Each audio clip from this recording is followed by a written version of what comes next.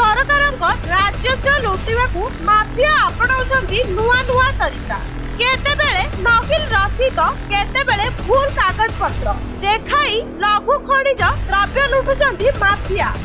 एहार ज्वलंत उदाहरण देखिबाकू मिलिछि गंजाम जिला पुरुषोत्तमपुर तहसील अधीन भीमपुर बालीघाटरे।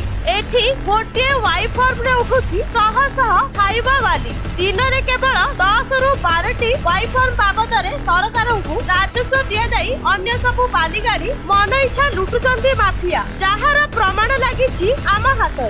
देखंतु एही वाई फार्म को गत डिसेंबर 31 तारिख रे भीमपुर बालीघाटरू बाली उठाण लागि कटा जाइछि, किंतु एही वाई फार्म रे रहिथिबा बारकोड को स्कान कले अन्य एक गाड़ी नंबर देखा जाउछि। तेबे गोटिए वाई फार्म रे बेआईन भाबे बारंबार नंबर बदलाई सह असली वाई फार्म रो बारकोड लगाई सह सह हाइबा बाली घाटरू एही तरीका रे उठा जाउथिबा आलोचना हेउथिबा बेले अंचल रे माइनिंग विभाग रो कोनोसी जांच न हेबा कारणरू एही बळी बेआईन बाली चालन वृद्धि पाउथिबा आलोचना हेउछि। तेबे घटना नै आमे अधिकारी प्रतिक्रिया देबाकू चेष्टा करिथिले मध्य प्रतिक्रिया मिली पारि नाही। कोदलारू भगवान पाढ़ी रिपोर्ट न्यूज.in।